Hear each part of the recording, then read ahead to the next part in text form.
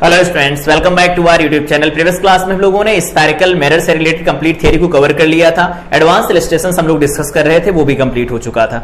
आज की क्लास में हम स्टार्ट करेंगे रिफ्रैक्शन क्या होता है, लॉज ऑफ रिफ्रैक्शन क्या होता है, रिफ्रैक्टिव इंडेक्स कैसे कैलकुलेट किया जाता है, साथ में देखेंगे principal of reversibility of light क्या होता है, और जितना कुछ भी पढ़ेंगे इस पर क्वेश्चन प्रैक्टिस भी करेंगे। तो सबसे पहले स्टार्ट करते हैं रिफ्रैक्शन ऑफ लाइट क्या होता है।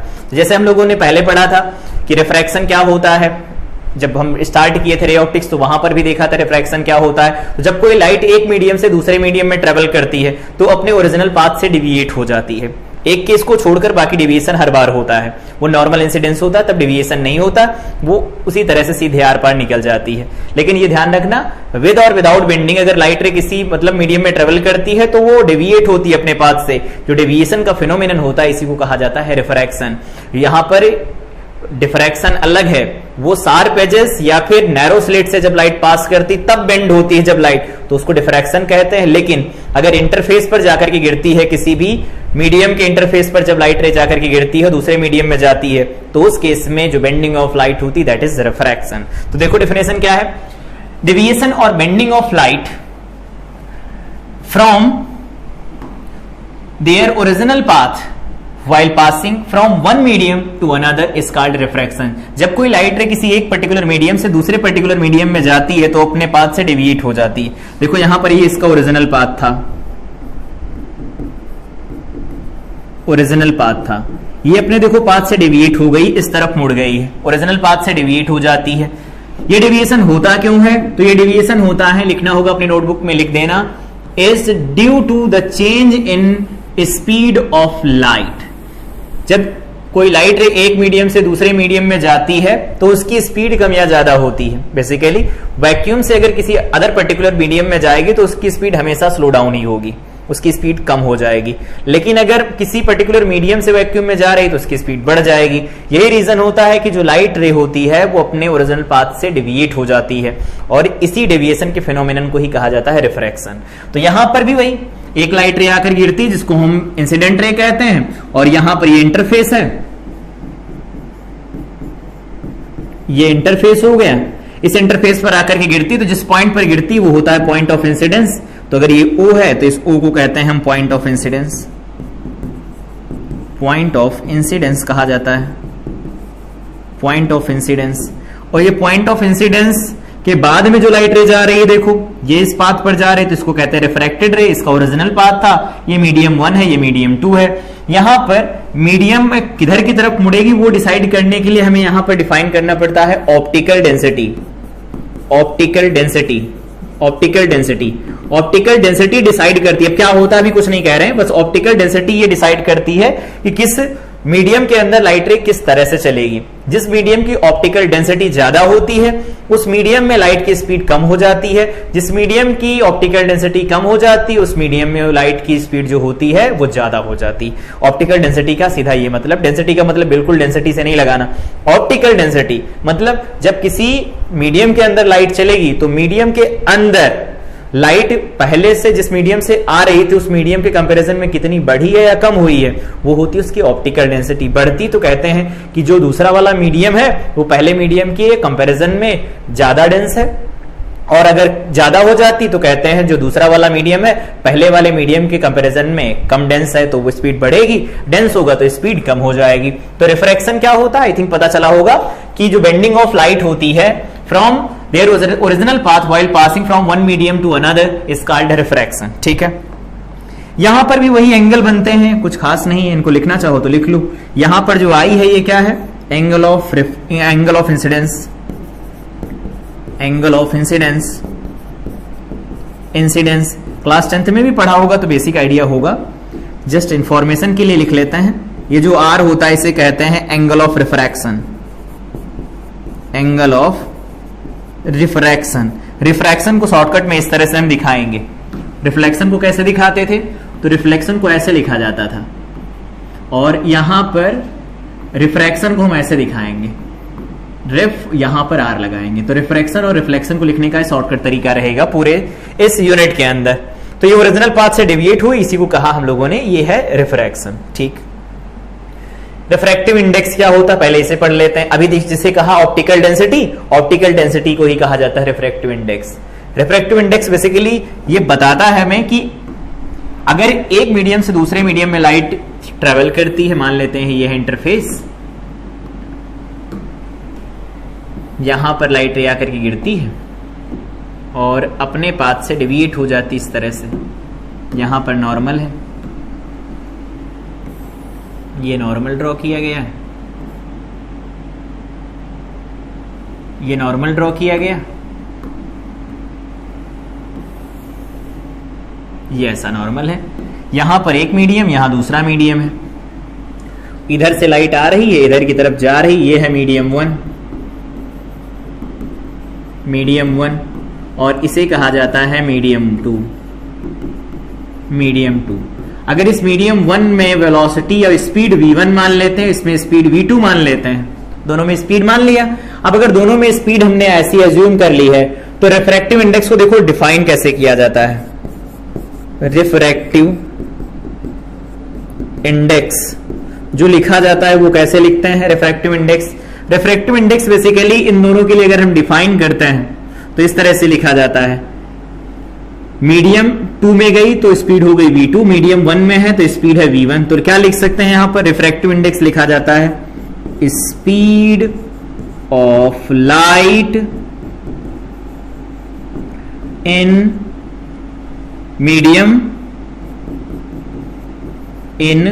Medium first divided by speed of light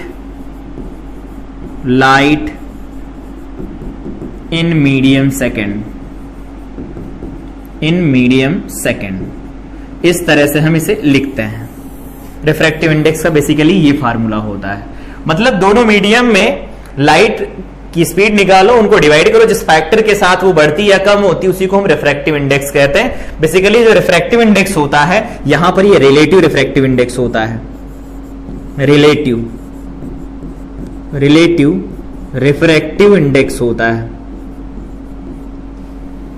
refractive index होता है। रिफ्रैक्टिव इंडेक्स को इन जनरल जल्दी में इंडेक्स भी बोला जाएगा यहां पर, तो ऐसा कोई इशू नहीं कि हर बार हम इसे रिफ्रैक्टिव इंडेक्स ही बोलेंगे। यहां पर रिलेटिव रिफ्रैक्टिव इंडेक्स को तो ऐसे लिख दिया। एक टर्म होता है जिसको कहते हैं हम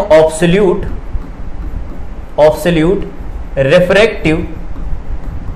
refractive index. Absolute refractive index का मतलब क्या है? यहां दो अलग अलग मीडियम दिए गए थे, उनमें से कोई भी मीडियम ऐसा नहीं था जो एयर या वैक्यूम था। यहां पर ये क्या लिखा जाता है? विद रेस्पेक्ट टू वैक्यूम और एयर वैक्यूम और एयर के रेस्पेक्ट में जब भी बात करते हैं रिफ्रैक्टिव इंडेक्स किसी मीडियम का, तो उसे कहते हैं ऑब्सोल्यूट रिफ्रैक्टिव इंडेक्स। तो यहां पर लिख सकते हैं कि जो म्यू लिखा जाता है, इससे हम रिफ्रैक्टिव इंडेक्स को बेसिकली म्यू से डिनोट करते हैं। कहीं पर एन लिखा जाता है तो कहीं पर म्यू लिखा जाता है। यहां पर हम इस अपने सिलेबस के अंदर इसे म्यू से डिनोट करेंगे। क्लास 10th में एन से भी करते थे, कुछ बुक एन से भी करती हैं, ऐसा कोई इशू नहीं है, जैसे मन हो वैसे कर सकते हैं। तो यहां पर अगर हम बात करते हैं ऑब्सोल्यूट रिफ्रैक्टिव इंडेक्स म्यू को, तो ये किसके रेस्पेक्ट में लिखा जाएगा? एयर या फिर वैक्यूम के रेस्पेक्ट में लिखा जाएगा। किसी मीडियम का होगा तो मीडियम का लिख देंगे। इसको ये भी लिखा जा सकता है, वैक्यूम के रेस्पेक्ट में लिख रहे हैं ना, तो यहां पर ये म्यू लिख सकते हैं, उस मीडियम का लिख सकते हैं। इसे कैसे लिखेंगे? तो ये लिखा जाता है सी, या फिर ऐसे लिख दो speed of light in vacuum divided by speed of light in the medium. Speed of light in medium, कोई भी मीडियम हो सकता है, उस मीडियम में। इस तरह से हम डिफाइन करते हैं बेसिकली ऑब्सोल्यूट रिफ्रैक्टिव इंडेक्स को। ये भी डेफिनेशंस हैं, इनको याद रखना एज इट इज जैसे हैं। ये तो ठीक हो गया। रिलेटिव रिफ्रैक्टिव इंडेक्स ऐसे लिखा जाता है। रिलेटिव रिफ्रैक्टिव इंडेक्स को बेसिकली इस तरह से हम डिनोट कर सकते हैं। जैसे मान लो किसी ने कहा रिलेटिव रिफ्रैक्टिव इंडेक्स मतलब ऑब्सोल्यूट रिफ्रैक्टिव इंडेक्स ग्लास का दे रखा किसी ने विद रेस्पेक्ट टू एयर, तो वो मान लो 3.5 दे रखा है। दूसरा refractive index, absolute refractive index of water दे रखा है, दैट इज 4/3 दे रखा है। इन जनरल होते हैं ये। किसी ने कहा आपकी बार हमें रिलेटिव रिफ्रैक्टिव इंडेक्स बताओ ग्लास का विद रेस्पेक्ट टू, मतलब refractive index of water with respect to glass, ये होता है। मतलब जो भी यहां पीछे होता है उसका रिफ्रैक्टिव इंडेक्स होता है, इसके रेस्पेक्ट में होता है। तो इसको पढ़ा क्या जाएगा, इंडेक्स डायरेक्ट लिख देते हैं, index of water with respect to glass. Glass के रेस्पेक्ट में इसका इंडेक्स कितना आएगा, तो देखो इसको जब भी लिखना ऐसे लिखना, जो पीछे होता है उसको ऊपर लिख देना, वाटर का absolute refractive index divided by में ग्लास का रिफ्रैक्टिव इंडेक्स, और सॉल्व कर देना इसे। तो वो है 4/3, 4/3 डिवाइडेड बाय में यहां क्या लिख सकते हैं 3/2। तो यहां से क्या निकल के आएगा, दैट विल बी 8/9, 8/9 इस तरह से निकाल सकते हैं। मतलब दो अलग अलग मीडियम दिए गए, उनके ऑब्सोल्यूट रिफ्रैक्टिव इंडेक्स दिए गए हैं, तो उनका रिलेटिव रिफ्रैक्टिव इंडेक्स निकालने के लिए हम ये फार्मूला यूज कर सकते हैं। ठीक है, कोई इशू नहीं। यहां पर एक और बात याद रखना कि जो, या भी रहने दो, अभी उसको डिटेल में बात करेंगे तब बताएंगे। यहां पर ऑब्सोल्यूट रिफ्रैक्टिव इंडेक्स हो गया, कैसे लगा सकते वो हो गया। मतलब दोनों के रिफ्रैक्टिव इंडेक्स ऑब्सोल्यूट दिए गए हो तो रिलेटिव रिफ्रैक्टिव इंडेक्स कैसे निकाला जाता है, रिलेटिव रिफ्रैक्टिव इंडेक्स का फार्मूला ये लिखा जाता है। ठीक है, आगे आओ देखते हैं रिफ्रैक्टिव इंडेक्स से कुछ और पॉइंट्स। और पॉइंट्स का मतलब क्या है, रिफ्रैक्टिव इंडेक्स को अभी हम लोगों ने लिखा कि अगर लिखा गया हो 1 μ2 तो इसे कहते हैं refractive index of medium 2 with respect to medium first या मीडियम 1, ऐसा लिख सकते हैं। दूसरा लिखा जा सकता है 2 μ1, तो इसको लिखेंगे refractive index of medium 1 with respect to medium 2, दोनों में सेम। इसका फॉर्मूला कैसे खुलता है, तो देखो ऐसे लिखा जाता है, अभी बताया कि 1 μ2 लिखा गया हो तो इसका रिफ्रैक्टिव इंडेक्स इसके रेस्पेक्ट में लिखते हैं, तो इसे लिखा जाता है μ2 डिवाइडेड बाय में μ1। और ये किसके रेस्पेक्ट में होते हैं, तो एयर के रेस्पेक्ट में होते हैं, ये ध्यान रखना। अगर एयर के रेस्पेक्ट में दिए गए हो तो इस तरह से लिख सकते हैं। यहां पर अभी देखा कि जो ऑब्सोल्यूट रिफ्रैक्टिव इंडेक्स होता है, ऑब्सोल्यूट रिफ्रैक्टिव इंडेक्स, वो क्या लिखा गया, इंडेक्स। तो ऑब्सोल्यूट रिफ्लेक्टिव इंडेक्स को हम लोगों ने अभी लिखा कि अगर हमें ए म्यू एम किसी मीडियम का एयर के रिस्पेक्ट में लिखना है तो इसे लिखते हैं सी डिवाइडेड बाय में उस मीडियम का refractive index with respect to air लिखा जाता है। ये भी ठीक है फार्मूला, कोई दिक्कत नहीं इस फार्मूले में भी, कोई दिक्कत नहीं इस फार्मूले में, ऐसा लिख सकते हैं। तो यहां से देखो सी तो कांस्टेंट होता है, इसका मतलब जो म्यू लिखा जाएगा वो हमेशा क्या होगा, इस म्यू क्या है, ये दोनों जगह म्यू लिखा है, यहां पर म्यू है, यहां पर हम वी लिख रहे हैं, ये बेसिकली हम वी लिख रहे हैं, वी है। ऑब्सोल्यूट रिफ्रैक्टिव इंडेक्स के टर्म में अगर वी को लिखा जाए तो देखो ये म्यू लिखा जा सकता है, या ऐसे नहीं लिखना तो ऐसे लिख दो, यहां पर लिख सकते हैं म्यू एम एयर के रिस्पेक्ट में, और यहां पर क्या लिखा जा सकता है, वेलोसिटी इन मीडियम। एक बात देखो, सी तो कांस्टेंट है 3 × 10⁸ मीटर पर सेकंड, तो यहां से एक रिलेशन निकल के आ रहा है, वो देखो रिलेशन आ रहा है कि जो v होता है वो रिफ्रैक्टिव इंडेक्स के इनवर्सली प्रोपोर्शनल आया। इसका मतलब अगर दो अलग अलग केस में v1/v2 को अप्लाई किया जाए तो वो क्या लिख सकते हैं, μ2/μ1 लिख सकते हैं। ये जितने भी रिजल्ट्स आ रहे हैं इनको याद रखना, स्नेल्स लॉ में आगे काम आएंगे, ठीक है।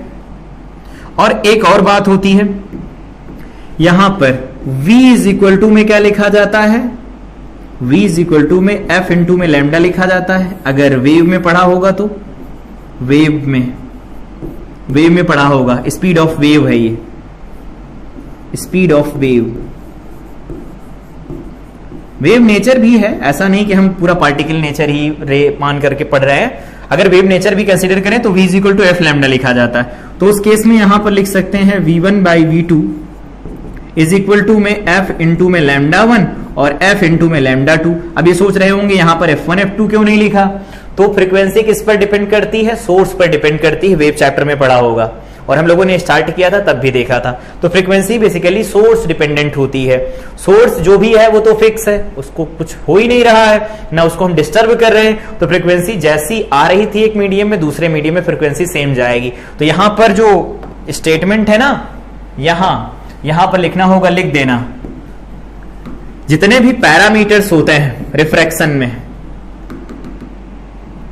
यहां पर जितने भी पैरामीटर्स होते हैं रिफ्रैक्शन के अंदर, कहां चला गया, यहां सारे के सारे बदल जाते हैं। जैसे लैम्डा चेंज हो जाता है, इंटेंसिटी चेंज हो जाती है, वेलोसिटी चेंज हो जाती है, तो ये सब चेंज हो जाते हैं एक मीडियम से दूसरे मीडियम में जाने पर। लेकिन जो फ्रीक्वेंसी होती है, फ्रीक्वेंसी वो क्या होती है? कांस्टेंट रहती है। तो रिफ्रैक्शन में क्या नहीं बदलता? अगर बोर्ड का छोटा सा क्वेश्चन बन जाए तो फ्रीक्वेंसी नहीं बदलती, बाकी सब बदल जाता है। कोई पूछे ऐसा क्यों होता है? फ्रीक्वेंसी जो होती है सोर्स डिपेंडेंट होती है और सोर्स के साथ हम कुछ कर नहीं रहे, तो फ्रीक्वेंसी जैसी वैसी चलेगी। ये ऐसा हो गया। तो ये हमारे पास रिजल्ट आ गया लैम्डा 1 बाई लैम्डा 2। एक और हमारे पास रिलेशन बन गया। अब इन सारे रिलेशन को एक बार लिख देते हैं फटाफट। तो रिलेशन यहां से बन जाएगा μ2 बाई वी, मतलब μ2 बाई μ1 इज इक्वल टू में v1 by v2 is equal to में आ जाएगा लैम्डा 1 डिवाइडेड बाई में लैम्डा 2। ये सबसे इंपॉर्टेंट फार्मूला बनता है। अगर कोई छोटा सा क्वेश्चन आए, बोर्ड की भी तैयारी कर रहे हैं आप इस बार, तो भी ये लगा सकते हैं। ठीक, स्नेल्स लॉ में काम आएगा, इसलिए पहले ही डिराइव कर लिया है। यहां पर हम लोगों ने वेव प्रॉपर्टी लगाई है कि वेव प्रॉपर्टी अगर हम लाइट को वेव मान करके चलेंगे तो v equal to F into lambda लिखा जा सकता है। उस केस में लैम्डा को ऐसे रिलेट कर सकते हैं। फाइनल फार्मूला हमारा रिफ्रैक्टिव इंडेक्स और वेलोसिटी और वेवलेंथ में इस तरह से रिलेशन निकल आएगा। तो ये था रिफ्रैक्टिव इंडेक्स के बारे में, ये बात कर लिया रिफ्रैक्टिव इंडेक्स क्या होता है, कैसे किस किस टाइप का होता है। एक यहां पर और बात करना चाहते हैं, वो ये है कि हम यहां पर मेटा मटेरियल्स के बारे में बात करना चाहते हैं। मेटा मटेरियल्स कि मेटा मटेरियल्स क्या होते हैं? तो ऐसे मटेरियल्स होते हैं जिनका जो म्यू होता है वो लेस देन 0 होता है। मतलब क्या है? इनका जो म्यू होता है वो निगेटिव लिखा जाता है। म्यू निगेटिव लिखने का क्या मतलब है, पहले इसको समझते हैं। इधर आओ, ये है हमारे पास इंटरफेस, यहां पर लाइट आकर ये गिरती है, यहां पर हम बना देते हैं नॉर्मल। ठीक है, नॉर्मल बना दिया। अब यहां पर ये लाइट रे इधर चली जाएगी,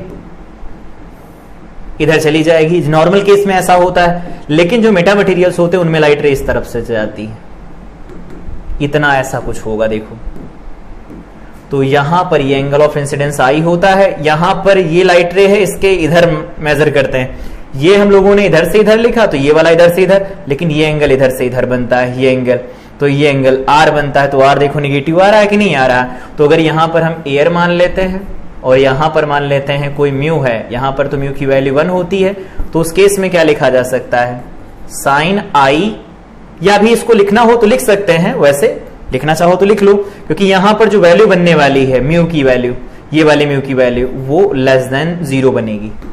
इसके लिए इतना लिख लो, लेस देन 0 बनेगी। तो मेटा मटेरियल्स ऐसे मटेरियल होते हैं जिनके लिए रिफ्रैक्टिव इंडेक्स लेस देन 0 होता है। बाकी जितने सिलेबस में हैं उन सबका जो रिफ्रैक्टिव इंडेक्स होता है वो ग्रेटर देन 1 रहेगा, क्योंकि एयर है, वैक्यूम है, एयर का 1.003 करके होता है, लेकिन हम उसको अप्रोक्सीमेट 1 ले लेते हैं। वैक्यूम का भी 1 होता है।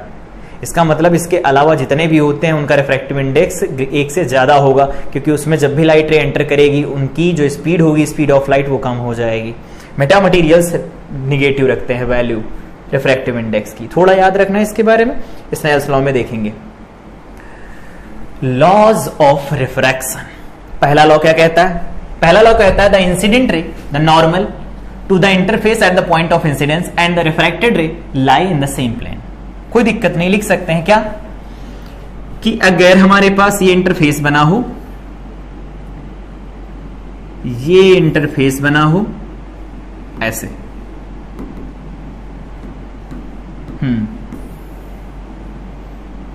ये इंटरफेस बनाया गया हो,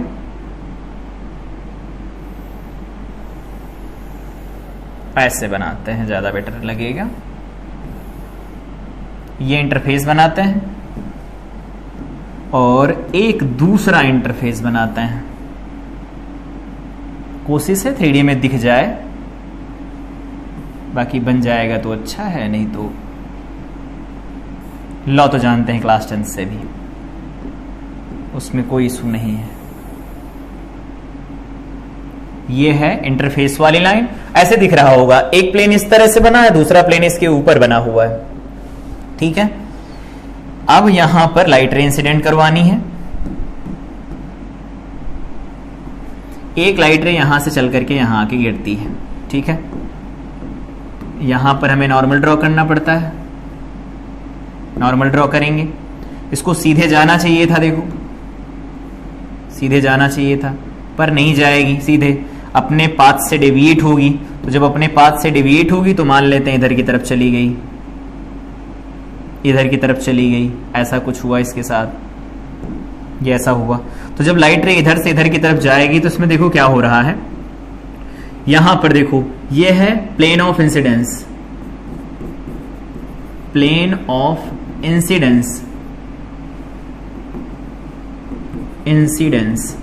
तो अगर ये प्लेन ऑफ इंसिडेंस होगा या प्लेन ऑफ रिफ्रैक्शन कह सकते हैं, इस पर ये लाइट रे आकर के गिरती है, ये इंसिडेंट रे है, ये है रिफ्रैक्टेड रे, इस तरफ चली गई।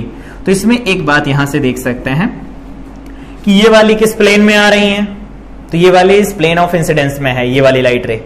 और इसमें जो नॉर्मल बनाया गया वो भी इसी प्लेन में लाई करता है, नॉर्मल है, नॉर्मल इसी प्लेन में लाई करता है, नॉर्मल इसी प्लेन में लाई कर रहा है। दूसरी बात और सुनो, साथ में ये देखो ये जो लाइट रे जाएगी इसी वाले प्लेन के अंदर जाएगी। क्यों? क्योंकि देखो दूसरा वाला जो प्लेन बनने वाला है यहां पर वो कुछ ऐसा बनेगा, देखो पूरा 3D ही, देखो देख लेंगे। ये पूरा प्लेन इस तरह से दिख रहा होगा, आई होप समझ आ रही होंगी चीजें। ये ऐसा हो रहा है, मतलब एक पूरा का पूरा ये प्लेन है, इस प्लेन में देखो इंसिडेंट रे है, नॉर्मल भी है और रिफ्रैक्टेड रे भी इसी प्लेन के अंदर जा रही है, और ये वाला पूरा का पूरा प्लेन यहां पर दिया गया था ऐसा, ठीक। अब एक पॉइंट इसको सही कर लेते हैं।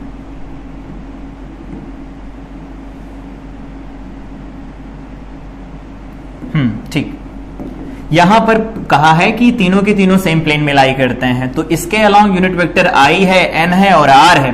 तो जब सेम के सेम प्लेन में लाई करते हैं तो उसके लिए हम लोगों ने कहा था स्केलर ट्रिपल प्रोडक्ट 0 होता है। Scalar triple product, triple product कुछ याद होगा, रिफ्लेक्शन में पढ़ा था। स्केलर ट्रिपल प्रोडक्ट क्या होता है, तो ये हम आई कैप लिख सकते हैं और या आई वेक्टर लिख लो, उसके अलोंग वेक्टर है तो आई वेक्टर लिख लो। आई वेक्टर यहां पर आ जाता है एन वेक्टर और यहां पर आर वेक्टर जो लिखा जाता है इसका बॉक्स, बॉक्स हमेशा 0 निकल के आता है। बॉक्स का मतलब क्या है, देखो I vector dot N vector cross R vector is equal to में 0 है, समझो। एन क्रॉस आर, एन कहां है, अपवर्ड साइड में है, ये है एन कैप। तो एन अगर अपवर्ड साइड में है तो एन क्रॉस आर करेंगे, अंदर जाएगा ना थंब, और आई के साथ क्रॉस कराओगे तो डॉट, दोनों के बीच का एंगल 90 cos 90 0। तो इसका सिंपल ये मतलब होता है कि इंसिडेंट रे हो, रिफ्रैक्टेड रे हो और normal at the point of incidence, तीनों की तीनों सेम प्लेन में लाई करेंगे तो उनका स्केलर ट्रिपल प्रोडक्ट या बॉक्स जो निकल के आएगा 0 होगा। मैथ्स में पढ़ते हैं और रिफ्लेक्शन में भी बताया था, ऐसे निकाला जा सकता है। ये इसका बेसिक मतलब हुआ। दूसरा लॉ सब लोग जानते हैं, स्नेल्स लॉ है। दूसरा लॉ क्या है, स्नेल्स लॉ। स्नेल्स लॉ क्या स्टेट करता है, पहले इसकी रिक्वायरमेंट समझो उसके बाद बात करेंगे। इसकी रिक्वायरमेंट क्या होती है, अगर मान लेते हैं कि हमारे पास कुछ ऐसा दिया गया है, ये है इंटरफेस, इस पर लाइट रे आकर के गिरती है, ये व्हाइट लाइट यहां से मान लो आकर के गिरती है, या कोई दूसरी कलर की लाइट, ये कलर की लाइट आकर के गिरती है। यहां पर हम बना लेते हैं एक नॉर्मल, और ये लाइट इधर चली गई, ये इधर चली गई।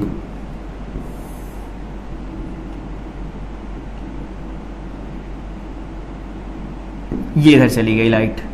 तो जब ये लाइट इधर जाएगी तो अब इनको देखो फिक्स करते हैं। पहला ये मीडियम फर्स्ट है हमारे पास, ये मीडियम 1 है, ये मीडियम 2 है, मीडियम 2 है, ठीक है। यहां पर ये लाइट रे आकर के गिर रही है, इधर जा रही है, तो ये इंसिडेंट रे है, इंसिडेंट रे है, और ये है रिफ्रैक्टेड रे, रिफ्रैक्टेड रे। अभी कुछ नया स्टार्ट नहीं हुआ, क्लास 10th वाला ही चल रहा है। ये एंगल ऑफ इंसिडेंस होता है दैट इज आई, ये एंगल ऑफ रिफ्रैक्शन होता है स्मॉल आर। ये लॉ कहता है क्या है, उसका स्टेटमेंट पढ़ने से पहले कुछ बातें सुन लो। ये लॉ काम कब करता है? ये लॉ काम तब करता है जब दोनों के दोनों साइड के मीडियम को हम फिक्स कर दें। फिक्स करने का क्या मतलब है? अलग अलग मीडियम में अलग अलग चीजें होंगी वो ठीक है, लेकिन अगर हम यहां पर बात कर रहे हैं पर्टिकुलर केस के लिए, तो ये है मीडियम अगर फर्स्ट, तो इसका रिफ्रैक्टिव इंडेक्स 1 हो गया और इसका रिफ्रैक्टिव इंडेक्स 2 हो गया, और किसी भी एंगल ऑफ इंसिडेंस के ऊपर लाइट रे आकर के गिरे, बेसिकली इंसिडेंट रे जो आएगी उसका लैम्डा हमें फिक्स करना होगा। मतलब colour same, colour same, lambda same का मतलब क्या है? Colour same. तो क्या है, मीडियम दोनों के दोनों फिक्स कर दिए जाए और यहां पर जो लाइट रे आकर के इंसिडेंट होती है उसका लैम्डा फिक्स कर दिया जाए। अब किसी भी एंगल के ऊपर लाइट रे इंसिडेंट करवाओ, इससे कोई फर्क नहीं पड़ता। ये स्टेट करता है कि जो साइन आई होगा और साइन आर जो निकल के आएगा, उनका रेशियो वो ऑलवेज कांस्टेंट रहेगा। नहीं आया? दोबारा से, अगर हम इंसिडेंट रे का जो कलर है वो फिक्स कर दे, दैट मींस इसका लैम्डा फिक्स हो गया है। मीडियम और मीडियम 2 हमारे पास फिक्स, इनके रिफ्रैक्टिव इंडेक्स फिक्स कर दिए। अब किसी भी एंगल ऑफ इंसिडेंस के ऊपर लाइट रे आकर के इंसिडेंट करेगी, तो उस केस में साइन आई और डिवाइडेड बाय में साइन आर का जो रेशियो होगा वो ऑलवेज कांस्टेंट रहेगा। That is Snell's law. पढ़ लो, देखो लिखा है, the ratio of the sine of angle of incidence to the sine of angle of refraction is always a constant. ठीक है, द प्रोडक्ट वाला बाद में पढ़ेंगे, अभी धराओ देखो। तो यहां पर ये बताते हैं, तो यहां लिख सकते हैं according to Snell's law. Snell's law, Snell's law के अकॉर्डिंग लिखेंगे तो क्या लिख सकते हैं, साइन आई डिवाइडेड बाय में साइन आर जो लिखा जाता है that is equal to constant.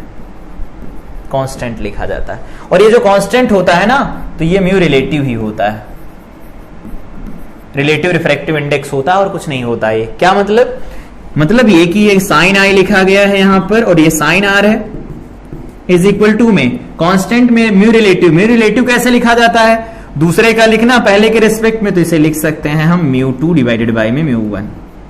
तो इसकी एक फॉर्म ये भी बन जाती है, देखो म्यू 1 को इधर भेज दो तो mu 1 sine I is equal to में म्यू 2 इंटू में साइन आर बन जाएगा, ये साइन आर बन जाएगा।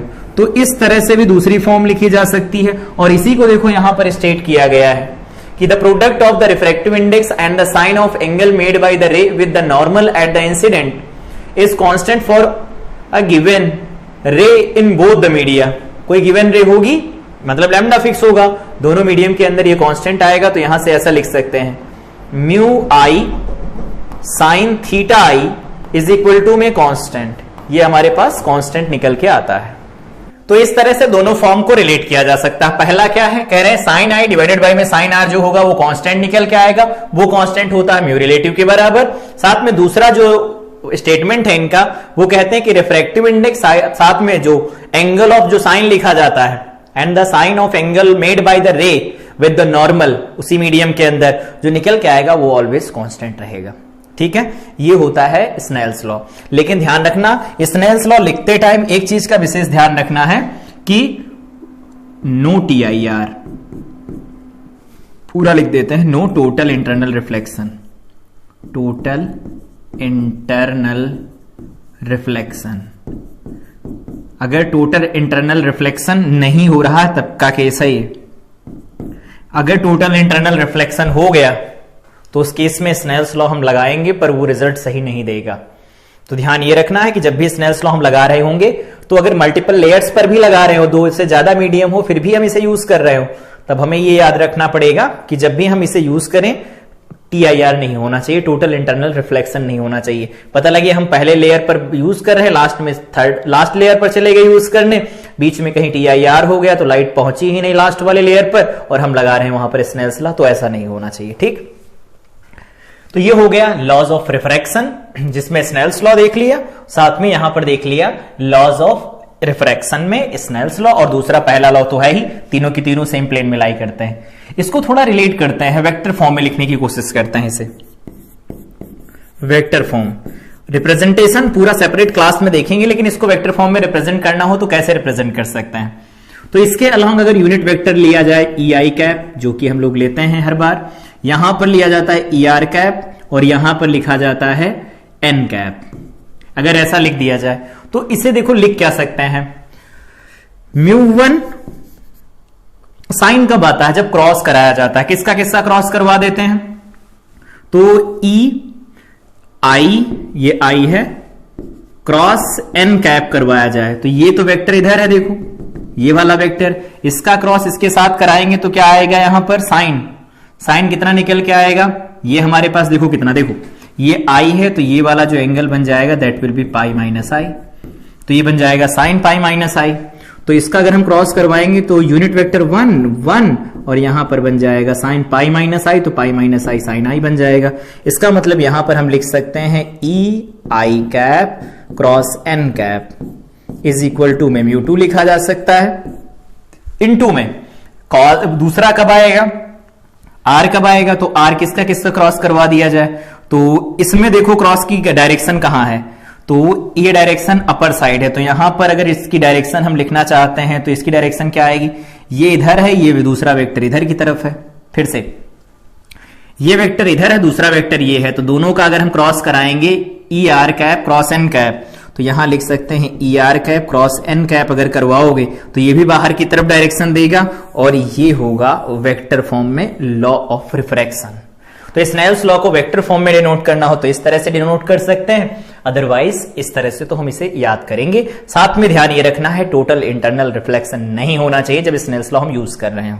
ठीक, अब इसके आगे यहां पर बात करते हैं फर्मैट प्रिंसिपल। ये क्या कहता है, तो इसको हम प्रूफ करना चाहते हैं, इसको हम प्रूफ करना चाहते हैं बेसिकली स्नेल्स लॉ को, तो फर्मैट प्रिंसिपल के अकॉर्डिंग प्रूफ कर सकते हैं। इनका स्टेटमेंट पढ़ने से पहले कुछ पॉइंट समझ लो। जब कभी भी लाइट ट्रैवल करती है एक पॉइंट से दूसरे पॉइंट पर, तो लाइट हमेशा वो पाथ ढूंढती है या उस पाथ के अलोंग ट्रैवल करती है जिस पर उसे चलने में सबसे कम समय लगता है। इसी को कहा जाता है फर्मैट प्रिंसिपल। फर्मैट प्रिंसिपल के अकॉर्डिंग लाइट उसी पाथ पर चलती है जिस पर चलने में उसे सबसे कम टाइम लगता है। दो अगर पॉइंट दिए गए हो, गिवन पॉइंट, एक से चलकर दूसरे पर पहुंचना हो तो सबसे कम टाइम जिस पर लगेगा उसी पाथ पर लाइट चलती है। इसी प्रिंसिपल को यूज करके हम स्नेल्स लॉ को प्रूफ कर सकते हैं। तो Fermat principle states that the path taken by a ray between two given points is the path that can travelled in the least time. कैसे? मान लेते हैं कि हमारे पास ये इंटरफेस दिया गया है और यहां पर ये लाइट रे आकर के गिर रही है और ये बना हुआ है नॉर्मल, ये नॉर्मल बना हुआ है। ठीक, नॉर्मल वैसे यहां पर हम बना नहीं रहे हैं अभी, बस ये बता रहे हैं कि यहां पर एक सोर्स है, ये सोर्स है और यहां से इसकी जो परपेंडिकुलर डिस्टेंस है सपोज वो d1 है और ये x डिस्टेंस पर जाकर के गिर रही है और दूसरे मीडियम के अंदर यहां कहीं पर एक पॉइंट दिया गया है, सपोज वो पॉइंट यहां है, ऐसा मान लेते हैं ये पॉइंट यहां कहीं पर है। तो लाइट रे यहां से चलेगी और यहां पर जाकर के गिरेगी। अब ठीक है, लाइट रे यहां पर जाकर के गिरने वाली है। यहां से ये वाली जो डिस्टेंस दे रखी है ना, यहां से यहां तक की, ये d2 है। तो देखो यहां से यहां ये x है, ये d1 है, ये d2 है और इनके बीच का गैप हम d मान लेते हैं तो ये हो जाएगा d माइनस x। मतलब क्या है, यहां अगर पॉइंट b है तो ये वाला पॉइंट a है और यहां से टोटल जो डिस्टेंस दे रखी है दैट इज d। पहले समझना, यहां पर कोई सोर्स है, यहां से लाइट चल करके बी पॉइंट पर पहुंचना चाहती है। अब कैसा भी पाथ हो सकता है, पाथ जैसा भी बनाना चाहे बना सकते हैं। मान लेते हैं ये है मीडियम फर्स्ट, तो इसमें स्पीड दे रखी v1, रिफ्रैक्टिव इंडेक्स दे रखा है μ1, और यहां पर यार रिफ्रैक्टिव इंडेक्स की बात ही मत करो, यहां पर v2 है और उसका रिफ्रैक्टिव इंडेक्स μ2 दे रखा है। अब ये बताओ, यहां से यहां पर पहुंच रही है तो सबसे कम टाइम में पहुंचेगी, तो सबसे कम टाइम में तो बाद में पहुंचेगी। पहले यहां पर ये यहां से यहां चलने में t1 टाइम लगेगा, यहां से यहां चलने में t2 टाइम लगेगा, और हमें वैल्यू बता दो t1 t2 की क्या निकल के आएंगी। तो जहां पर ये गिर रहे हैं इस पॉइंट को मान लेते हैं पॉइंट C है, तो बोलो सबसे पहले यहां से अगर t1 लिखा जाता है तो t1 time is equal to क्या होगा, डिस्टेंस, तो डिस्टेंस लिखा जाएगा AC डिवाइडेड बाय में वेलोसिटी v1 प्लस यहां से लिखा जाएगा CB डिवाइडेड बाय में v2। इसमें कोई दिक्कत नहीं, लिख सकते हैं। अब AC की वैल्यू देखो, यहां पर ये 90 डिग्री का एंगल बनेगा, ये 90 डिग्री का एंगल बनेगा, पाइथागोरस थ्योरम लगा के ये वैल्यू निकाल सकते हैं। तो ये बन जाएगा d1 का स्क्वायर प्लस x स्क्वायर, और यहां पर ये क्या बन जाएगा, तो d2 का स्क्वायर प्लस इसे लिख सकते हैं d माइनस एक्स, ये होल स्क्वायर बन जाएगा। सही है, रख दो यहां पर। तो ये बन गया हमारे पास t, total time t1 plus t2 हो गया। तो AC की वैल्यू है square root over d1 square plus x square divided by में v1, और प्लस यहां पर क्या लिख सकते हैं d2 स्क्वायर प्लस ये बन जाएगा d माइनस एक्स का होल स्क्वायर, और डिवाइडेड बाय में क्या लिख सकते हैं v2। ये भी सही है, v2 हो गया। अब हमें क्या करना है, for minimum time, time minimum हो तो dt बाई dx निकालो और इसी को कर दो 0। इतना तो कर सकते हैं, कोई दिक्कत नहीं है। अब इसको 0 करने के लिए सबसे पहले तो डिफरेंशिएट करना पड़ेगा, करो डिफरेंशिएट। तो अगर हम इसे डिफरेंशिएट करते हैं तो ये वैल्यू मिल जाएगी dt by dx is equal to में v1 कांस्टेंट तो बाहर निकाल लो, यहां बन जाएगा रूट एक्स। चेन रूल लगा रहे हैं तो याद होगा 1/2 रूट में होता है x, तो ये हो जाएगा d1 square plus X square, into में चेन रूल अंदर भी लगेगा तो ये हो जाएगा 2x। अगर नहीं याद तो यहां देखो, जब भी कभी d ऑफ dx लिखा जा रहा हो रूट x का, तो ये लिखा जाता है 1/2 रूट x।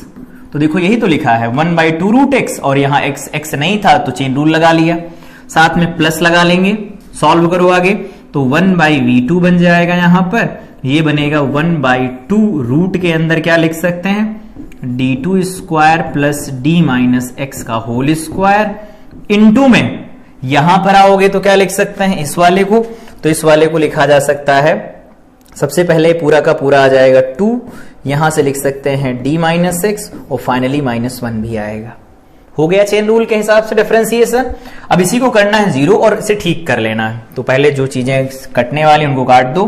देखो यहां से 2 से 2 कैंसिल होने वाला है, यहां इस 2 से ये 2 कैंसिल हो जाएगा, ये भी ठीक है, सही है।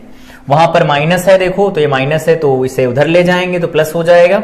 तो बेसिकली ये बन क्या जाएगा, तो बनेगा यहां से 1/v1, और v2 को इधर ले लो तो ये बन गया v2 डिवाइडेड बाय में v1 इज इक्वल टू क्या लिखा जा सकता है, तो इसको उधर भेज दो, तो इसको उधर भेजेंगे तो हमारे पास ये लिखा जा सकता है, या ऐसे लिखा रहने दो, ये आ जाएगा v2 इनटू में यहां पर लिख सकते हैं d2 का स्क्वायर, ये इधर गया, प्लस d माइनस एक्स का होल स्क्वायर, और यहां पर डिवाइडेड बाय में क्या लिखेंगे, उसको ले आओ नीचे, इसको नीचे ले आओ तो ये d माइनस एक्स हो जाएगा, इज इक्वल टू में इधर जाएगा v1 और ये उधर चला जाएगा तो बनेगा d1 square plus X square, और होल डिवाइडेड बाय में ये x है, नीचे चला जाएगा तो x होगा।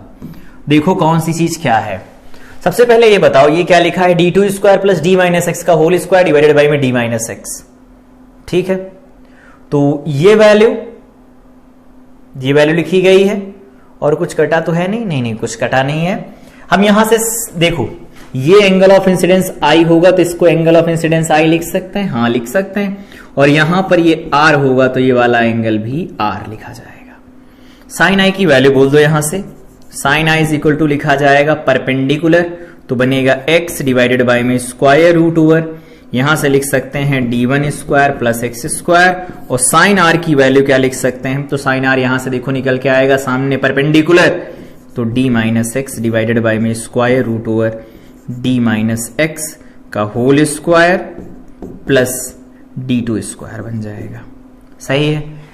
तो देखो ये d माइनस एक्स है, d माइनस एक्स है, और डिवाइडेड बाई में क्या लिखा गया है, d एक्स माइनस एक्स और d2 माइनस एक्स का होल स्क्वायर, मतलब जो ये लिखा गया है इसका ये उल्टा लिखा है, साइन आर है, मतलब ये लिखा गया है v2, इसको हम उल्टा करके साइन आर लिख देते हैं, और उधर क्या आ जाएगा v1, और ये देखो क्या लिखा है, i लिखा है, क्योंकि ये x है वो x नीचे है, तो यहां पर साइन i लिखा गया है। इसको सही करके लिखना चाहो तो क्या आएगा, देखो एक बार फिर से, तो ये लिखा जाएगा v2 डिवाइडेड बाई में sine r is equal to में यहां पर बन जाएगा v1 डिवाइडेड बाई में साइन i, तो ये निकल के आ जाएगा साइन i डिवाइडेड बाई में sine r is equal to में ये लिखा जाएगा v1 बाई v2, और v1 बाई v2 को भी हमने लिखना सीखा, इधर यहां आ जाओ, ये देखो v1 बाई v2 को क्या लिख सकते हैं, यहां पर देखो μ2 बाई μ1 लिख सकते हैं, तो लिख दो μ2 बाई μ1, तो ये वैल्यू बन जाएगी μ2 बाई μ1। क्या यही स्नेल्स लॉ था? हाँ बिल्कुल यही स्नेल्स लॉ था। तो देखो स्नेल्स लॉ को प्रूफ किया जा सकता है फर्मेट प्रिंसिपल के अकॉर्डिंग, सिलेबस का पार्ट नहीं लेकिन प्रूफ कर सकते हैं, इंटरेस्टिंग है, ठीक है, कुछ खास नहीं। ये है लॉज ऑफ रिफ्रैक्शन, ये है फर्मेट प्रिंसिपल जिससे हम स्नेल्स लॉ को प्रूफ कर सकते हैं। इसके बाद अगला कॉन्सेप्ट है that is principle of reversibility of light. की principle of reversibility of light क्या है, तो इसका मतलब समझो, इसका मतलब यह है जब लाइट रे एक मीडियम से दूसरे मीडियम में जाती है, नंबर ऑफ रिफ्लेक्शंस हो रहे हो, नंबर ऑफ रिफ्रैक्शंस हो रहे हो, कई सारे नंबर ऑफ रिफ्लेक्शन हो, कई बार नंबर ऑफ रिफ्रैक्शन हो रहे हो, इससे कोई फर्क नहीं पड़ता। अगर लाइट रे अपने पाथ को दोबारा रिट्रेस करती है तो इसी प्रिंसिपल को कहा जाता है principle of reversibility of light. देखो क्या किया गया, एक लाइट रे यहां से जा रही थी पहले इंटरफेस से दूसरे मीडियम के अंदर, यहां पर आई और यहां पर आर है ऐसा, तो यहां आई है और यहां पर आर है, और दूसरे मीडियम में जब गई तो यहां पर हमने रख दिया एक मिरर 90 डिग्री के ऊपर। तो जब 90 डिग्री पर इंसिडेंट होती है तो नॉर्मल इंसिडेंस होता है, और रिफ्लेक्शन में देखा था लाइट अपने पाथ को दोबारा रिट्रेस करती, सी पर जब गिरती थी ना तो 90 डिग्री पर जाकर स्ट्राइक करती थी मिरर से, तो अपने पाथ को दोबारा रिट्रेस करती थी, और पाथ को जब दोबारा रिट्रेस करेगी तो इसी पाथ पर दोबारा जाएगी, तो पाथ को अपने रिट्रेस करने का जो फिनोमिनन होता है उसी को कहते हैं principal of reversibility of light. समझो, इससे एक रिजल्ट निकल के आता है, ये μ1 है, ये μ2 है, ये i और r दिया गया है, तो यहां से एक रिजल्ट निकल के आता है कि अगर हम पहले मीडियम के रेस्पेक्ट में दूसरे मीडियम का रिफ्रैक्टिव इंडेक्स लिखें तो वो लिखा जा सकता है 1 डिवाइडेड बाय में यहां पर 2μ1, ये होता है, ये रिजल्ट है principle of reversibility of light का।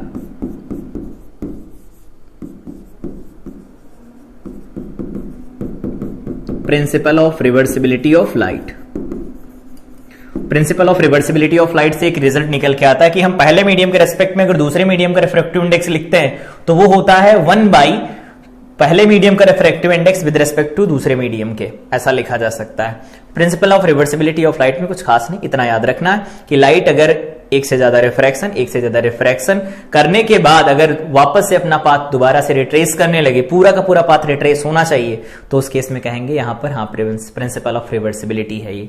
तो वही है, is reverse the entire retraces इस पाथ, अपना पूरा का पूरा पाथ रिट्रेस करती है, यह है principle of reversibility of light.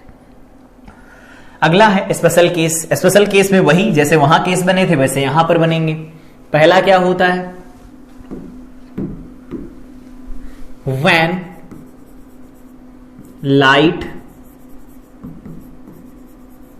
light ray travels from rarer to denser medium,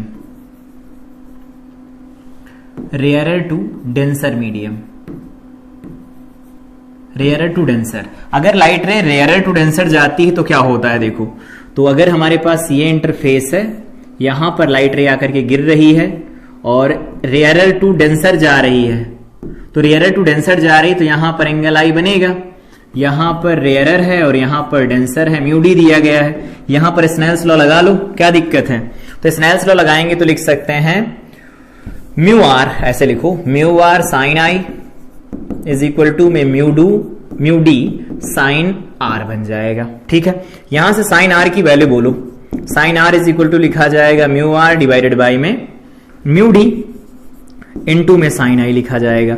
ये जो फ्रैक्शन है बताओ ये लेस देन 1 होगा कि नहीं होगा? हाँ बिल्कुल, क्योंकि जो म्यू रेयरर का होता है वो कम होगा, म्यू डी का ज्यादा होगा। तो अगर बड़े नंबर से डिवाइड करेंगे किसी नंबर से, वैल्यू 1 से कम हो जाएगी। अगर ये 1 से कम होगा तो बताओ आर की वैल्यू क्या आई से कम नहीं आएगी? आएगी। तो आर की वैल्यू x मतलब आई से कम आया आर की वैल्यू, तो ये तो था इसका पाथ, इतना नहीं हो सकता, तो लाइट इधर बेंड हो जाती है। ये होता है आर। क्यों बेंड होती समझ में आया? ठीक है। बी पॉइंट आओ देखो, बी पॉइंट क्या होता है? बी पॉइंट होता है कि अगर हम डेंसर टू रेयरर ट्रेवल करते हैं, denser to rarer medium, denser to rarer, तो अगर डेंसर टू रेयरर मीडियम में हम जाएंगे तो उस केस में क्या होगा? यहां पर लाइट रे आकर के गिरती है, ये नॉर्मल है, ये एंगल ऑफ इंसिडेंस है। अब ये किधर जाएगी? तो उसके लिए स्नेल्स लॉ फिर से लगाएंगे। यहां पर म्यू 1 म्यू 2 माना था, तो ये म्यू डी हो गया आपकी बार, ये म्यू आर हो गया। तो क्या लिखेंगे? म्यू डी इंटू में sine I is equal to में म्यू आर इंटू में साइन आर। बोलो साइन आर की वैल्यू क्या आने वाली? तो यह आ जाएगा mu D by mu R into में साइन आई।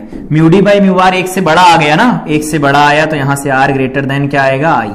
तो अब क्या होगा? ये अपने पाथ इधर था, अब ये अपने पाथ से दूर हट जाएगी। ये भी ठीक है। यहां पर ये एंगल जो होगा वो आर लिखा जाएगा। एक और स्पेशल केस होता है, उसको भी देखो। सी पॉइंट होता है normal incidence, normal incidence, normal incidence. तो नॉर्मल इंसिडेंस में क्या होगा? ये है मीडियम, मतलब ये इंटरफेस है, दो मीडियम की इंटरफेस है, इस पर इस तरह से लाइट आकर के गिरती है तो इस तरफ ही चली जाती है। इसके पीछे रीजन क्या है? स्नेल्स लॉ वैलिड होना चाहिए ना। तो देखो mu 1 sine I is equal to में म्यू 2 साइन आर। एक बात देखो, यहां पर 90 डिग्री पर आकर के गिरेगी तो आई इज इक्वल टू 0 होगा ना, तो ऑफ कोर्स यहां पर आर की वैल्यू भी 0 आ जाएगी। अलग अलग डायरेक्शन में बनाओ। ये है नॉर्मल, यहां पर आई की वैल्यू 0 लिख देनी है, तो आई अगर 0 लिखा जाएगा तो आर की वैल्यू भी 0 लिखी जाएगी। और आई की वैल्यू 0, आर की वैल्यू 0, तो देखो 0 is equal to 0, Snell's law यहां होल्ड करता है। इसका मतलब ये भी रिफ्रैक्शन है, ठीक है। तो ये रिफ्रैक्शन, ये रिफ्रैक्शन, ये रिफ्रैक्शन हो गया। तो बेंडिंग हो भी सकती, नहीं भी हो सकती। अगर नॉर्मल इंसिडेंस होगा तो बेंडिंग नहीं होगी, बाकी केस में बेंडिंग होगी। बेंडिंग क्यों होगी वो भी यहां पर क्लियर है। आगे क्वेश्चन यहां पर दिया गया है, कह रहे a light ray is incident on a transparent glass slab of refractive index √3। ठीक है, ग्लास स्लैब के ऊपर जाकर के इंसिडेंट करती है जिसका रिफ्रैक्टिव इंडेक्स √3 है। तो यहां पर इसका जो रिफ्रैक्टिव इंडेक्स दिया गया है दैट इज इक्वल टू √3, √3 दिया गया है। ये यहां पर जाकर के इंसिडेंट होती है, ठीक है। ये नॉर्मल हो जाएगा यहां कहीं पर, बढ़िया है। अब क्या है, कह रहे हैं if the reflected ray and refracted दोनों हो रहा है, तो यहां पर रिफ्लेक्शन भी हो रहा है और रिफ्रैक्शन भी हो रहा है। तो इधर कहीं पर ये रिफ्रैक्शन हो रहा है, ये रिफ्लेक्शन हो रहा है। तो ये कितने पर गिर रही है पता नहीं, आई पर गिर रही है। तो ये आई पर गिरेगी तो ये वाला भी आई हो जाएगा। ये वाला 90 डिग्री उन्होंने खुद ही बोल रखा है, तो ये 90 डिग्री होगा। तो इस वाले को क्या लिख सकते हैं दोबारा बताओ? तो ये लिखा जाएगा pi minus 90 minus I, that means 90 minus I लिख दो, ठीक है। इनको इसको देखो क्या होगा, ये 90 है, इन सबको जोड़ोगे तो 90 90 180, आई और आई कट के 0 हो जाएंगे। क्या कहा है? What is the angle of incidence? I ही निकालना है। निकालो आई, क्या आएगा? स्नेल्स लॉ लगा ले, लगा लो स्नेल्स लॉ। साइन आई, ठीक है, और वहां का refractive index 1, sine R, R कितना है? तो ये है 90 माइनस आई, और वहां का रिफ्रैक्टिव इंडेक्स कितना है? √3। बोलो यहां पर बनेगा sine I is equal to sine 90 minus I cos I, into में क्या बनेगा? √3 बन जाएगा। ये बनेगा tan आई, देखो, और tan आई की वैल्यू क्या हो गई? √3। तो यहां से आई देखो निकल के आया, बहुत ही आसान तरीके से 60 डिग्री आंसर हो गया। इजी है, इजी है, ठीक है। ऐसे क्वेश्चन बोर्ड में छोटे छोटे पूछे जा सकते हैं। आगे आओ देखो, ऐसा क्वेश्चन है, कॉमन क्वेश्चन है। ऐसा क्वेश्चन करके हम यहां पर अलग अलग केस के अंदर निकाल सकते हैं वैल्यूज। क्वेश्चन पढ़ो, कह रहे हैं light ray is incident on a glass sphere of refractive index mu is equal to √3, ठीक है, at an angle of incidence 60 degree. ये भी पता है। As shown in the figure. एक काम करो, आर पहले निकाल लो, फिर बाद में पढ़ते हैं, क्योंकि सब कुछ निकालना ही है। तो पहले इस सरफेस के यहां, इस सरफेस के ऊपर स्नेल्स लॉ लगाओ। तो कहोगे एयर से जा रहे हैं, यहां पर साइन 60 इज इक्वल टू में यहां बन जाएगा म्यू, तो √3 इंटू में बन जाएगा साइन आर। तो ये होता है √3/2 इज इक्वल टू में √3, यहां पर बनेगा साइन आर। ये इससे कैंसिल हो गया, साइन आर की वैल्यू हाफ, इसका मतलब आर कितना आया 30 डिग्री। चलो ठीक है, स्नेल्स लॉ लगाया तो आर की वैल्यू 30 डिग्री आ गई। अब एक बात यहां से देख के बताना, यहां से नॉर्मल ड्रॉ किया गया इधर, यहां से रेडियस, तो ये वाली लेंथ इस लेंथ के बराबर, मतलब ये अगर आर है तो ये वाला भी आर है, और सामने की जो साइड होती है बराबर साइड, उनके सामने के एंगल भी बराबर होते हैं। तो ये 30, तो ये वाला एंगल भी कितना हो जाएगा 30 डिग्री। कोई दिक्कत नहीं, सब सही है। अब यहां पर देखो एंगल ऑफ इंसिडेंस की वैल्यू 30 डिग्री है, ई बताना है तो ई निकालो। तो पहले ये देखो, ये पूरा का पूरा 60 था, कौन सा एंगल पूरा 60 था देख लो, ये इधर की तरफ जा रहे थे, ये पूरा का पूरा एंगल 60 था, तो ये अगर 30 है तो यहां पर डिवीजन कितने का हुआ 30 डिग्री का हुआ। किस डायरेक्शन में हुआ, क्लॉकवाइज डायरेक्शन में हुआ। डिवीजन भी निकालना ना टोटल, वो भी देखना है। अब यहां पर पहुंचेंगे तो 30 डिग्री पर इंसिडेंट हो रही है, ई पर जा रही है, तो यहां लिखेंगे √3 इंटू में साइन आर डैश मतलब 30 डिग्री इज इक्वल टू में क्या बन जाएगा 1 इंटू में साइन आर होगा। साइन आर, आर का मतलब ई। √3 से जा रहे हैं तो √3 की वैल्यू √3 हो गई, इंटू में 1/2 हो जाएगा, इज इक्वल टू में यहां बन जाएगा साइन साइन साइन साइन ई बनेगा, ये बन जाएगा √3/2, तो ई इज इक्वल टू कितना आएगा 60 डिग्री आ जाएगा। ये भी ठीक है। तो अगर ये 60 डिग्री आया तो देखो इसको हम इधर बढ़ाएं ऐसे, तो इधर जाना चाहिए था, इधर अगर जाती ये लाइट रे, इधर लाइट रे जाती तो ये वाला पूरा का पूरा 30 बनता, लेकिन बना है 60, तो यहां पर डेविएशन आया कितने का 30 डिग्री का। तो दो बार देखो डेविएशन आया, ये भी क्लॉकवाइज है और ये वाला भी क्लॉकवाइज डायरेक्शन में डेविएशन है, तो टोटल डेविएशन कितना आ गया 60 डिग्री। तो यहां पर डेविएशन अगर नेट लिखा जाए टोटल, तो वो लिखा जाएगा दैट विल बी 60 डिग्री। किस डायरेक्शन में, क्लॉकवाइज डायरेक्शन में, ध्यान रखना है। इजी था, इजी था, निकाल सकते हैं, कोई दिक्कत नहीं। एक अगला क्वेश्चन आओ देखो, ये भी क्वेश्चन है, मेन का क्वेश्चन है ये। कैसे, an observer can see through a pin hole, pin hole वहां है, वहां से आंख से देख रहा है, आंख तो बनी नहीं, यहां पर बनाना चाहो बना लो, इधर कहीं पर आंख है, यहां पर आंख है, यहां आंख है, ठीक है। इस आंख से देख रहा है इसे, तो इसका ऊपरी सिरा इसे दिखाई देता है, ये वाला जो सरफेस है ये इसे दिखाई देता है, कोई दिक्कत नहीं है, सही है। अगर ऐसा दिखाई देगा तो एक बात देखो, ये 3H है, यहां से अगर हम इसे मिला दें तो ये H था, ये H था, ये 2H है ना। एक बात यहां से देखो, कोई भी लाइन ड्रॉ कर ले, हम कोई भी लाइन ड्रॉ कर ले, यहां H हटा देंगे ना, तो 2H में 3H में से H हटाओगे 2H बचेगा, तो यहां से यहां 2H और यहां से यहां 2H, तो ये एंगल कितना बनेगा 45 डिग्री। तो कोई भी लाइन बना लो, हर जगह पर एंगल कितना बनेगा 45 डिग्री बनेगा, इसमें कोई दिक्कत नहीं, बढ़िया है सब। अब आगे देखो कह क्या रहे हैं, तो अभी एंगल 45 बन गया, पता चलेगा। कह रहे हैं when the beaker is filled with a liquid up to height 2H तक भर दिया गया, he can see the lower end of the rod, find the refractive index of the liquid. मतलब यह है कि इसको भर दिया गया है 2H हाइट तक, तो एक बात तो नहीं बदली होगी कि जो लाइट रे चल रही थी एयर के अंदर, यहां पर जो लाइट चल रही थी, ये वाली लाइट, इसमें जो ये एंगल बन रहा था, ये एंगल, ये 45 डिग्री का एंगल बन रहा था ना, ये तो बदलेगा नहीं, 45 था 45 रहेगा। अब ये 45 एंगल होगा, तो इसे देखो, ये वाली लाइट कहां आ रही थी, यहां कहीं पर आ रही थी पहले, ओ सॉरी, या इसको ऐसे बना लो, यहां से यहां पर पहले लाइट रे आ रही थी ये, तो करस्पॉन्डिंग एंगल या फिर वर्टिकली अपोजिट एंगल बराबर तो होते ही हैं। तो देखो ये लाइट रे इधर आई, ये लाइट रे इधर आई, तो ये वाला 45 डिग्री का एंगल बन जाएगा, इसमें कोई दिक्कत नहीं है, सही है।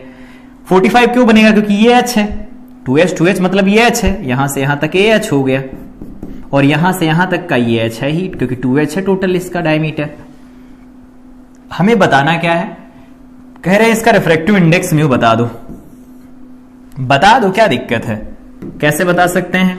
यहां पर देखना ये कि ये 45 डिग्री का एंगल बना, उधर इस साइड जो एंगल बना 45 का, यहां पर बाहर जा रहे ये 45 डिग्री का एंगल बन रहा है, तो इधर टोटल एंगल कितना बन जाएगा 45, ये इधर लाइट, ये इधर, ये 45 था ही पूरा, इधर भी 45 पूरा बन जाएगा ये। चलो ठीक है, कोई नहीं, यहां का एंगल हमें पता ही नहीं, आई पता नहीं, तो आई कैसे निकाल सकते हैं, आओ देखें। आई निकालने के लिए क्या किया जा सकता है, आई निकालने के लिए क्या करेंगे, यहां से यहां तक की डिस्टेंस कितनी है, वो h है, ठीक है। सामने यहां से यहां तक की डिस्टेंस कितनी है, यहां से यहां तक की डिस्टेंस कितनी है, तो वो दे रखी है 2h दे रखी है, ये भी कोई खास नहीं, सही है, अच्छा है। तो ये 2h दिया गया है, ये h दिया गया है, तो यहां से हम निकालेंगे अब साइन आई, तो लिखो साइन आई इनटू में वहां का रिफ्रैक्टिव इंडेक्स म्यू, बाहर चले गए 1 और वहां का साइन आर 45, तो 1/√2 बनेगा। साइन आई की वैल्यू लिखना चाहे तो लिख सकते हैं perpendicular, that will B h divided by में क्या लिख सकते हैं h² प्लस 4h² का अंडर रूट। देखो सामने वाला और हाइपोटेनस लिखा जाएगा, और इनटू में म्यू इज इक्वल टू में 1/√2 बन जाएगा। h से h देखो कैंसिल हो जाएगा, तो म्यू की वैल्यू कितनी आएगी 4 और 1 5, तो ये बन जाएगा 5/2 और इसका स्क्वायर रूट बन जाएगा। ये हो जाएगा रिफ्रैक्टिव इंडेक्स इस लिक्विड का, जो इसके अंदर अगर 2h तक भर दिया जाए तो वो अपर एंड के साथ में, पहले अपर देख रहा था, अब इसका लोअर एंड भी देख पाएगा। बेसिकली क्वेश्चन एक ही था, बस दो अलग अलग फिगर बना के एक्सप्लेन करना था, तो एक्सप्लेन कर दिया। ये 45 था तो ये 45 बदलेगा नहीं, अंदर वाले एंगल की वैल्यू आई हो गई, तो आई कुछ पता ही नहीं, तो आई की वैल्यू हम यहां ज्योमेट्री से रख देंगे, सॉल्व करके म्यू की वैल्यू निकाल सकते हैं। तो ये क्लास थी जिसमें हम लोगों ने रिफ्रैक्शन के कुछ क्वेश्चन प्रैक्टिस की, यहां पर देखा रिफ्रैक्शन रिफ्लेक्शन दोनों एक साथ हो रहे हों, स्पेशल केसेस देख लिए। यहां पर principal of reversibility of light का एक इंपॉर्टेंट डिस्कशन चल रहा था, वो ये रिजल्ट निकल के आया है। यहां पर देखा फर्मेट प्रिंसिपल के अकॉर्डिंग स्नेल्स लॉ को कैसे प्रूफ किया जाता है, proof of Snell's law. Snell's law का ये बेसिकली प्रूफ था, छोटा सा प्रूफ था, इसमें कोई लंबी थियरी नहीं लग रही, बस ये है लाइट उस पाथ के अलोंग चलती है एक पॉइंट से दूसरे पॉइंट पर, जिसके अलोंग उसे चलने में सबसे कम टाइम लगता है। यहां पर देख लिया स्नेल्स लॉ क्या था, उससे रिलेटेड कुछ इंपॉर्टेंट पैरामीटर्स देख लिए। यहां पर जो ये रिजल्ट लिखा गया है, इस रिजल्ट को जनरलाइज करके ऐसे भी लिखा जा सकता है, साइन आई डिवाइडेड बाई में sine R is equal to में ये लिखा गया है μ2 बाई μ1, और इसी को लिखा हम लोगों ने v1 बाई v2, और इसी को क्या लिखा गया है λ1 बाई λ2। तो चाहो तो जनरलाइज कर लो, जनरलाइज फॉर्म है स्नेल्स लॉ की, यूज कर सकते हैं। यहां पर देख लिया कि कोशिश किया है 3D में बनाने की कि कैसा दिख सकता है, तो कुछ इस तरह का दिखता है। फर्स्ट लॉ रिफ्रैक्टिव इंडेक्स के बारे में बात की गई, यहां पर अब इसके बारे में कह सकते हैं कि कैसा होगा। देखो यहां से हम लोगों ने ये एंगल ऑफ इंसिडेंस इधर से मेजर किया है, पॉजिटिव होगा, लेकिन देखो ये एंगल कैसा है, क्लॉकवाइज डायरेक्शन में मेजर किया है तो निगेटिव होगा। तो यहां पर अगर हम साइन आर लिखते हैं, इनटू में म्यू लिखते हैं, इज इक्वल टू 1 इनटू में साइन आई लिखा जाता है, तो यहां पर जो म्यू होता है ये माइनस म्यू लिखा होता है, इस बात का ध्यान रखना, क्योंकि आर की वैल्यू जैसे वो रखोगे ना तो वो अपने आप ही माइनस की आएगी। तो मेटा मटेरियल्स ऐसे होते हैं जिनके लिए रिफ्रैक्टिव इंडेक्स नेगेटिव होता है, ठीक है। यूजेस हमारे सिलेबस के पार्ट नहीं, इसलिए हम उनके यूजेस नहीं देख रहे हैं। यहां पर रिफ्रैक्शन के बारे में बात किया, रिफ्रैक्टिव इंडेक्स के बारे में बात किया, relative refractive index, absolute refractive index, इन सब के बारे में बात कर ली। तो ये आज की क्लास थी जिसमें हम लोगों ने इंट्रोडक्शन क्लास कवर किया कि रिफ्रैक्शन क्या होता है, रिफ्रैक्टिव इंडेक्स क्या होता है, लॉज ऑफ रिफ्लेक्शन क्या हो, रिफ्रैक्शन क्या होते हैं, यहां रिफ्रैक्शन है, रिफ्रैक्शन, और यहां principal of reversibility of light देखा, और साथ में यहां पर हम लोगों ने क्वेश्चन प्रैक्टिस की, ये क्वेश्चन प्रैक्टिस। अगले लेक्चर में हम क्या करेंगे, तो अगले लेक्चर में हमारा डिस्कशन होगा शिफ्ट कैसे निकाला जाता है। कोई स्लैब होती है, स्लैब के सामने मतलब कोई ऑब्जर्वर खड़ा हो, उसकी दूसरी साइड ऑब्जेक्ट होती है, तो शिफ्ट कैसे निकाली जाती है। प्लेन सरफेस होती है तो रिफ्रैक्शन कैसे किया जाता है, अपरेंट डेप्थ कैसे निकाली जाती है। जनरल लाइफ में एग्जांपल होते हैं ना कि अगर मान लो कहीं पानी भरा हुआ है तो उसका जो बॉटम सरफेस होता है वो जितने पर होता है उससे थोड़ा ऊपर उठा हुआ दिखाई देता, मतलब वो कम गहरा दिखाई देता है। इन सब के ऊपर डिस्कशन हमारा चलेगा। तो तब तक के लिए इस इंट्रोडक्शन क्लास को रिवाइज करें, मिलते हैं